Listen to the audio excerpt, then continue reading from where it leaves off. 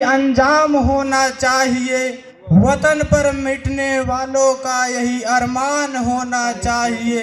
चाहे हम गीता पढ़े या कुरान, मगर सीने में सदा हिंदुस्तान होना चाहिए।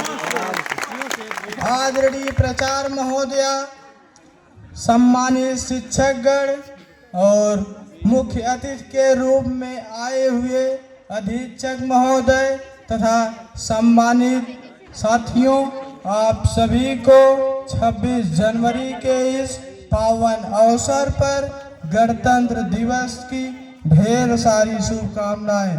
साथियों, आज का दिन केवल एक तारीख नहीं बल्कि उन महान राष्ट्र निर्माताओं को याद करने का दिन है जिन्होंने हमारे देश की आज़ादी में चढ़ बढ़कर हिस्सा लिए और हमें एक अपना संविधान दिए हैं।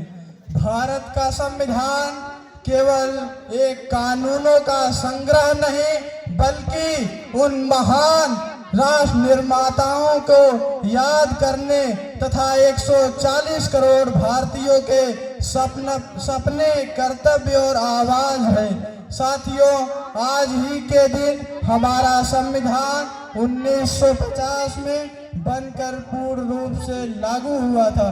तो इसी उपलक्ष्य में हम सब लोग आज गणतंत्र दिवस मना रहे हैं। साथियों, गणतंत्र दिवस भारत केवल एक देश नहीं, एक संस्कार है, एक राष्ट्र पुरुष है। इसी भारत के संदर्भ में कभी अटल जी ने कहा था कि ये नंदन की भूमि है, ये अभिनंदन की भूमि है।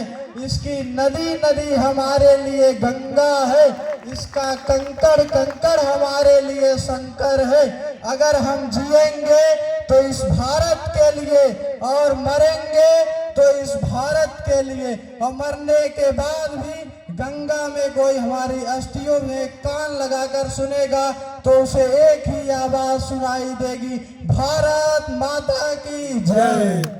साथियों, मैं आपको बताना चाहता हूं कि यह गणतंत्र दिवस हमारे अधिकारों को तो सुनिश्चित करता ही है, लेकिन हमारे कर्तव्यों को निभाने की प्रेरणा भी देता है। साथियों, यह संकल्प का दिन है कि हम अपने एक जिम्मेदार नागरिक के रूप में राष्ट्र को क्या दे रहे हैं।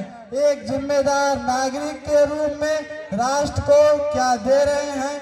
साथियों, भाईचारा, प्रेम और सौहार्द ही राष्ट्र की सबसे बड़ी जनता की शक्ति है। और अगर साथियों हम खुली हवा में अपने विचारों को रख पा रहे हैं, खुली हवा में सांस ले पा रहे हैं, तो इसके पीछे हमारे क्रांतिकारियों का अमूल्य योगदान है। साथियों, सबसे पहले मैं संविधान निर्माताओं और राष्ट्र निर्माताओं तथा स्वतंत्रता सेनानियों को श्रद्धांजलि देना चाहता हूं। और साथियों, सच्ची श्रद्धांजलि तब होगी जब शहीद आजम भगत सिंह का सपना भारत बनेगा और बाबा साहब अम्बेडकर का देखे हुए सपने का भारत बनेगा। साथियों, आज संकल्प लेते हैं कि हम अपने भारत के एक जिम्मेदार नागरिक के रूप में क्या दे रहे हैं।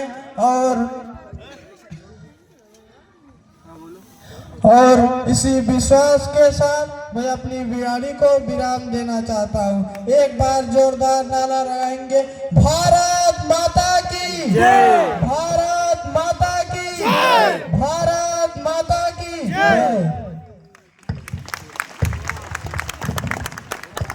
अच्छा, इसके बाद निशा की स्पीच है। नृत्य के लिए प्रिया गुप्ता। बब्बर से निशा।